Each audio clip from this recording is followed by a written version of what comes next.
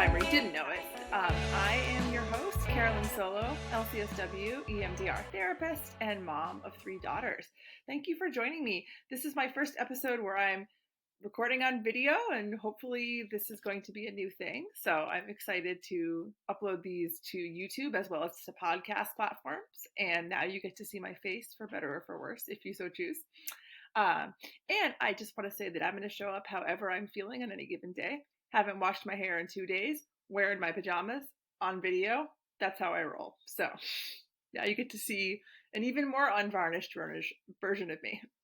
Excuse me. So today I want to talk about phase 4 of the 8-phase protocol of EMDR and why so many beginner-ish EMDR clinicians can feel hesitant about moving into phase 4. Why is that? I mean, that certainly happened to me. And I think that it can be a very common experience, but I think it is something that we should really, really try hard not to give into. And I'm going to talk about why that is.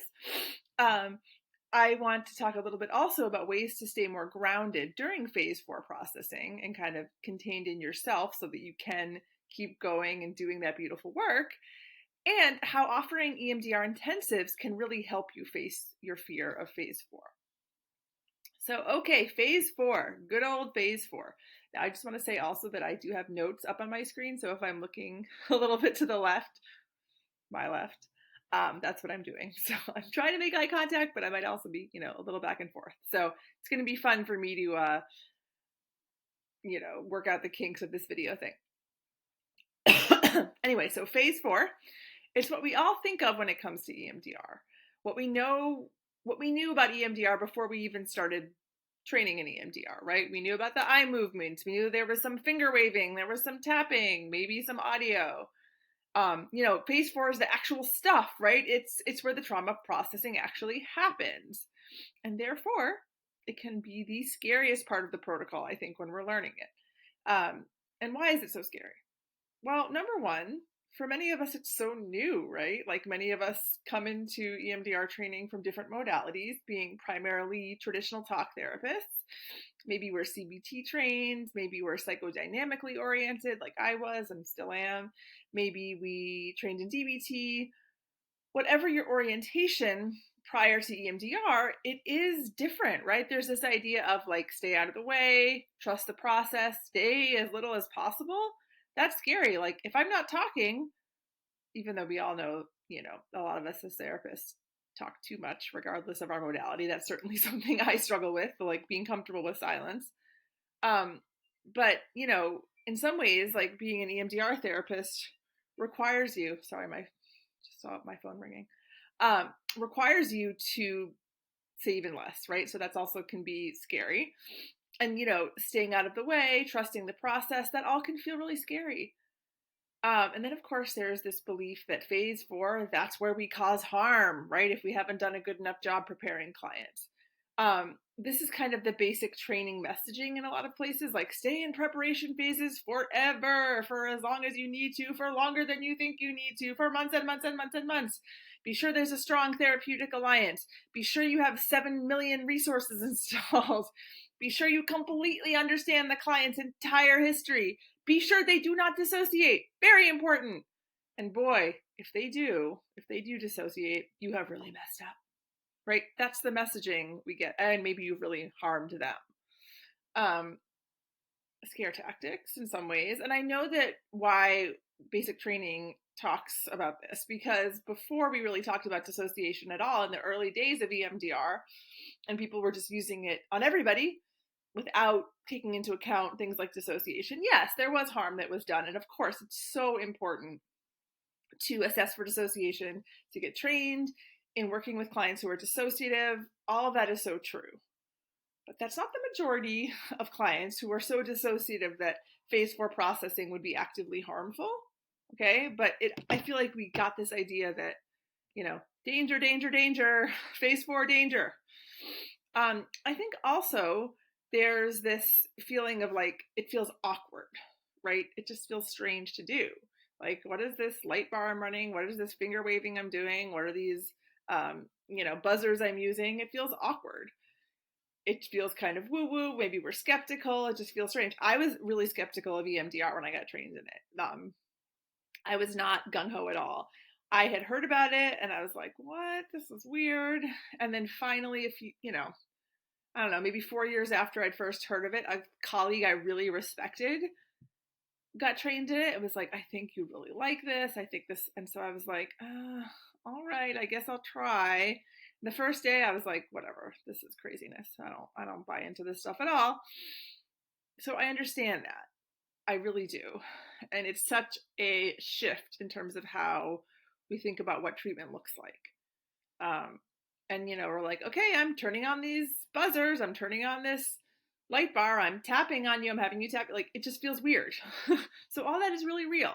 But we do know if we're getting trained in EMDR, we want to get trained in EMDR, this is where the work happens. This is why our clients come to us. They want to get this. They want to get to this point. Of course, we have to be responsible. We have to be appropriately cautious. But all the talk about caution means that a lot of the time we stay in resourcing forever and give ourselves permission to do so. We're afraid to try phase 4, afraid of what might happen, afraid of how it will feel to us maybe, afraid of the amount of affect that our clients might have. And so we avoid. We avoid it. I don't remember the statistic at all. I don't remember it. But there is a statistic about a large percentage, I don't know, maybe 30%, I don't know, but large, of people who are trained in EMDR never use it.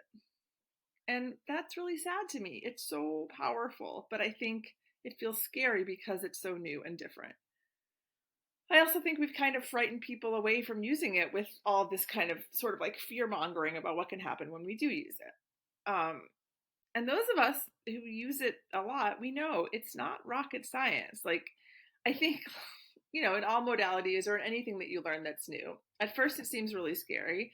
And then after you've been doing it for a couple of years, you're kind of like, oh, this makes sense. And it's not that big of a deal. And how come everybody doesn't know how to do this? And of course, that's the benefit of like knowing something well, is that you forget that there never was a time where you didn't know it.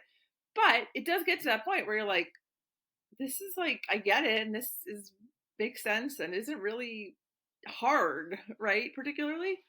But yeah, it takes a while to get to that point, but you will get there, I promise, if you really commit to using it and you don't just kind of dance around it and avoid it.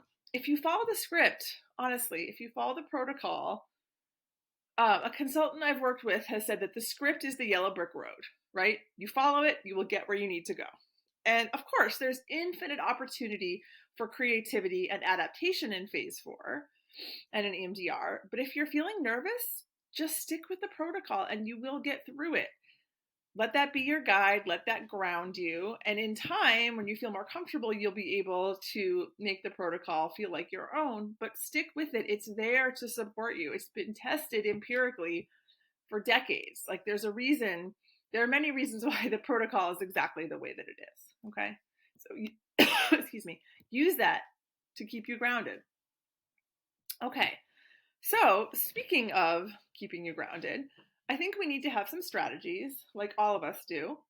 Let me just sip of my coffee because I'm coughing.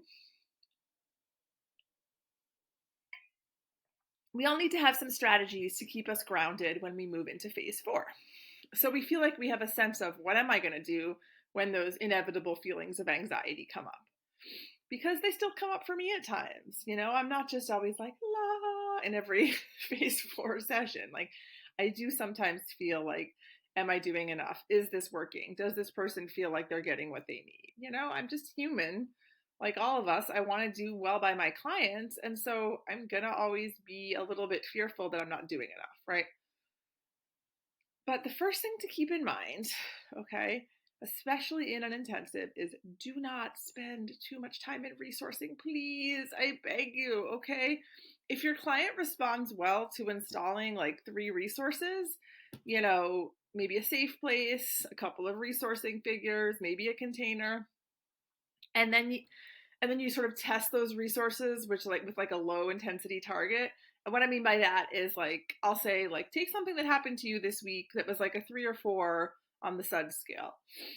And they'll be like, oh, that time that somebody cut me off in traffic and I got really pissed. Perfect. Okay.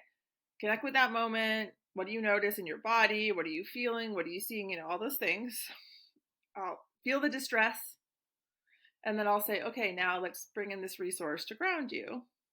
And if they can do that successfully, to me, that's a green light. That's giving you a lot. It's showing you that they can connect with their body, that they can ground themselves, they can be a resource. It's worth trying at that point, okay? And if they get too activated or they dissociate or they feel like things aren't working, then you adjust it when you start doing phase 4. But there's no way to be 100% sure that this person is totally ready, whatever that means. And use your clinical intuition. You've been building that for years. That's not wiped away when you start learning a new modality, okay? And also, regarding dissociation, if you want some more tips on how to manage that, just generally and in an intensive format, I did 3 episodes on dissociation, I don't know, somewhere maybe 6 or 7 weeks ago, a couple months ago. Listen to those for some tips on that, because I think there's a lot of useful information in there that will also help you feel kind of armed to manage the stuff. Okay, so that's how you ready yourself for phase 4. Okay, and you ready your client. You got your targets established. You pick one to start with. You do your phase 3 assessment and go. You're in it, right? First thing I want to say, and I know this gets overused, but I really believe it, is trust the process. Like I said, there's that yellow brick road that's been studied and validated and, created for us, and it works well. It's been empirically tested. Trust the process, okay? Focus on that. Focus on the yellow brick road, okay? There's plenty of time for creativity and for flow and for using some wild and fun interweaves that are like, make you feel like you're doing really cool stuff. And the basic protocol is pretty cool and works pretty well too, okay? The protocol as it is worth trusting. Sometimes we need to just remind ourselves to stay out of the way, okay? If you're feeling that urge to say more, to do more, to have an insight, to, help the client connect the dots, try sitting grounded, saying nothing for just one more set, and then one more set, and then one more set, and see what happens. And when all else fails, go back to the target. This gets me unstuck more often than not, and it forces me to continue to sit in the discomfort that I might feel about the pace of progress. Right, so forcing us to sit in discomfort about the pace of progress.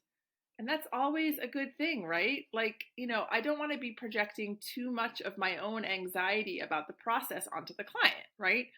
It's always going to be there. My own anxiety is always going to be there, but it's part of my job as the clinician to like ground in that, right? And stay connected in that.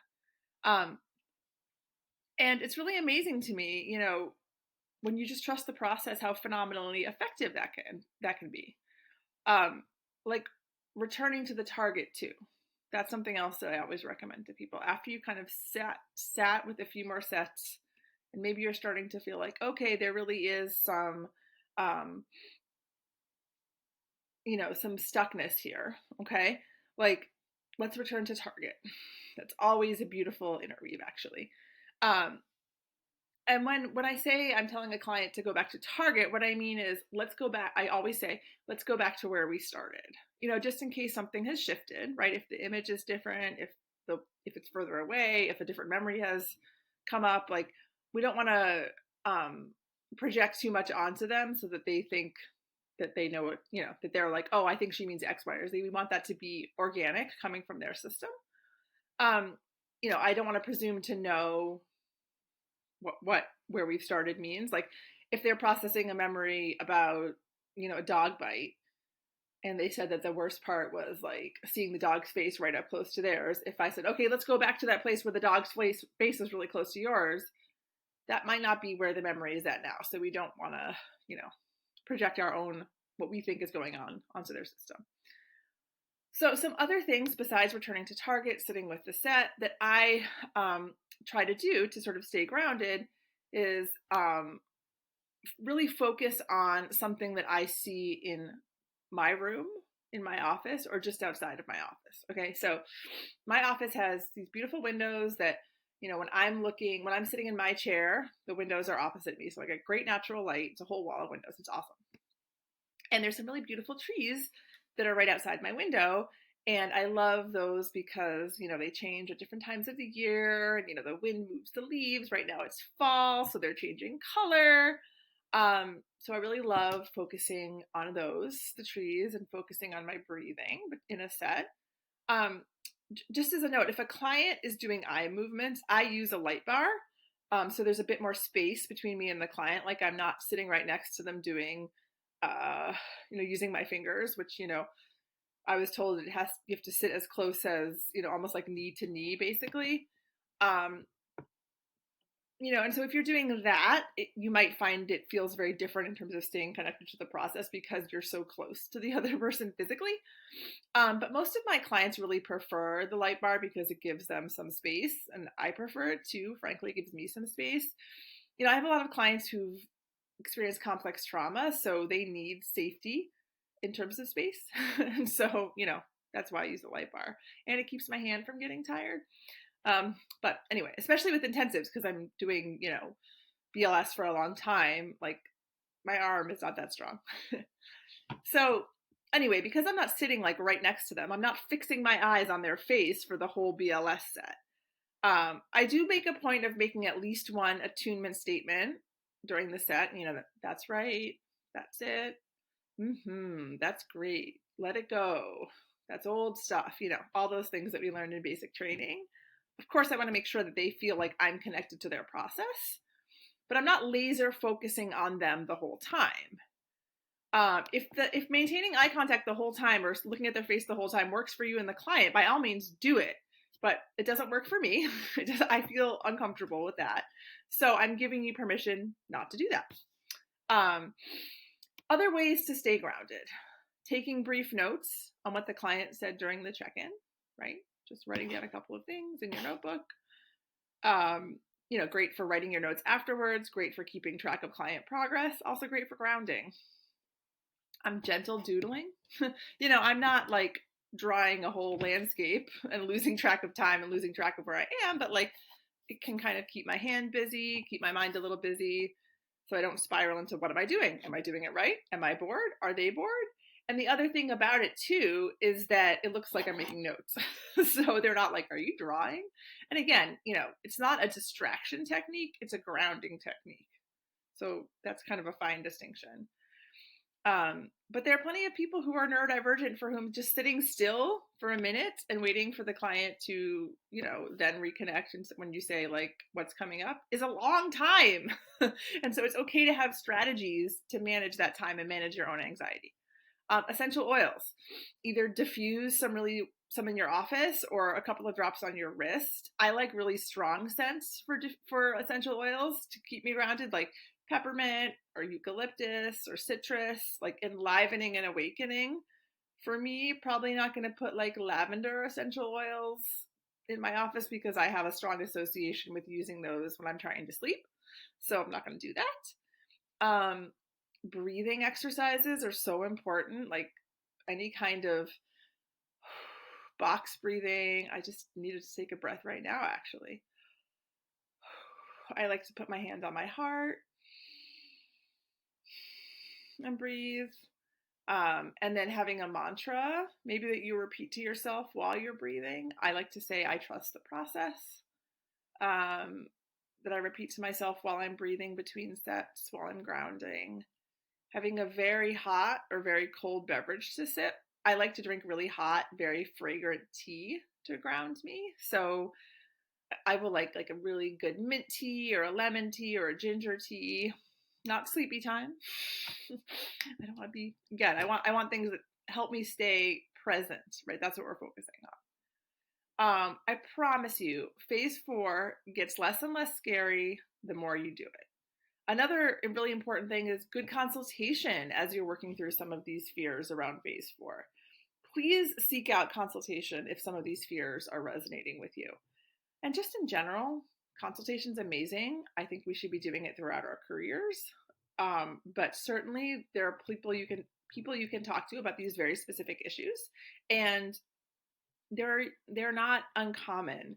No one's going to look at you and be like, what's wrong with you? How could you be feeling like you can't stay focused during phase 4, or that phase 4 is scary? Like, no, these are things I've heard from many clinicians over the years. So I just want to normalize that.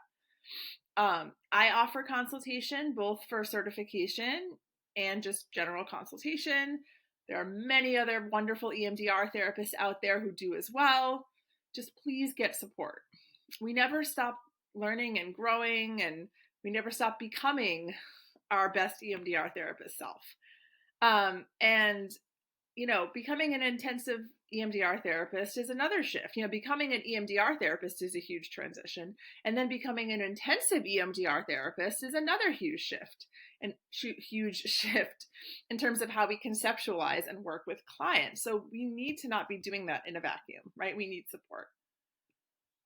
So my last point, how do intensives help us get over that fear of phase 4? Well, in your 50-minute session, it's really easy to let the problem of the week take over, and then, whoop, no time for phase 4. Oh, well, I guess we'll do it next week, or maybe not.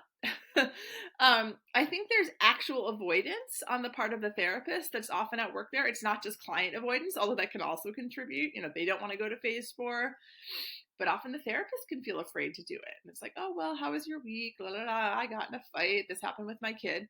Oh, we only have 10 minutes left. I guess we don't have time for phase 4. So let's just talk about, what you're working on this week, right? But yeah, when you're offering intensives, right, you can't really do that. Okay. A client is coming to you for a specific purpose, and they really, really, really expect you to be leading them through something that's different than their typical talk therapy, right? That's what we promise.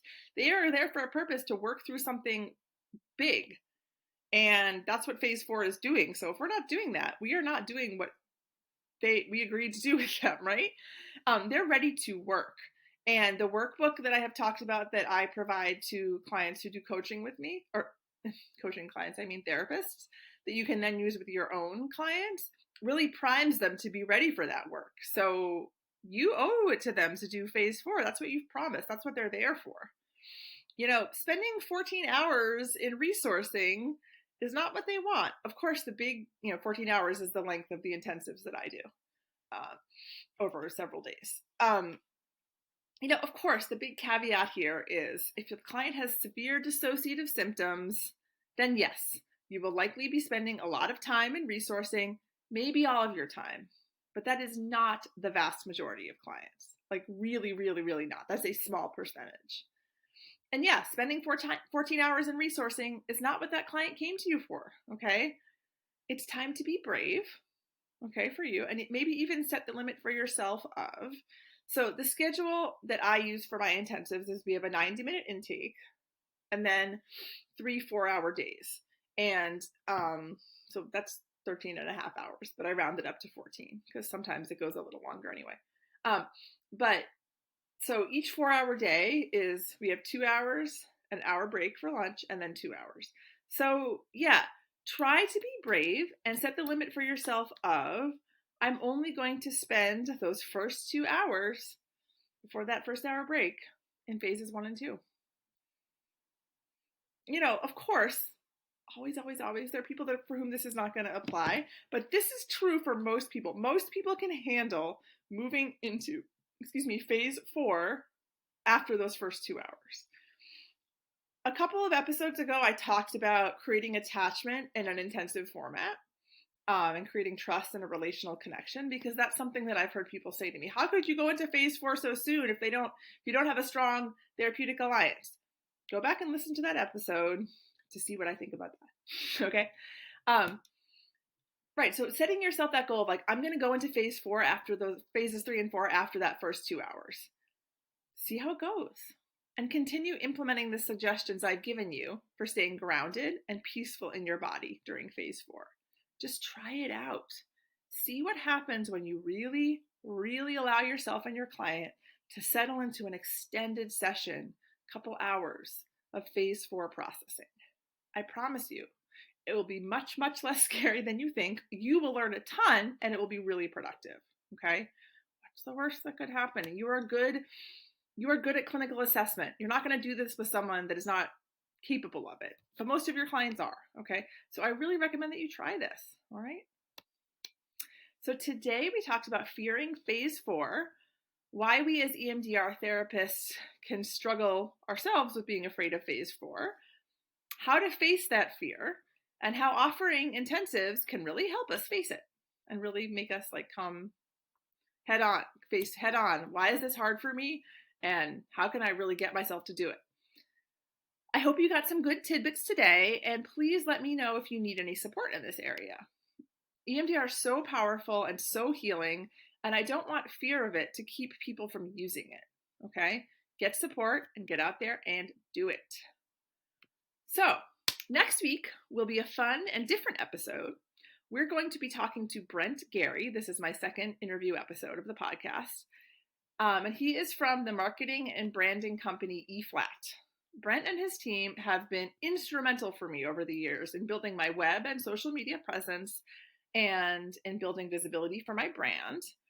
He and his team love working with therapists, so I thought it would be great to have him on so he can tell you a bit about how he can help you too. And because of all of his work with my practice, he's learned quite a bit about EMDR too, which might make him a great match for you, EMDR therapists, for the work that you, the support that you need in building your practice and doing the branding and marketing. So be sure to listen in.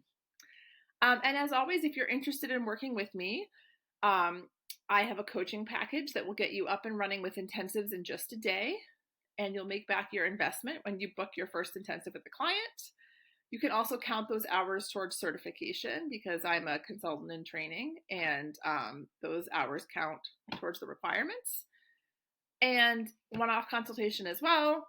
You can check out my website, www.futuretemplateparent.com, for more details on how to work with me. And I am excited to connect next week. Take care.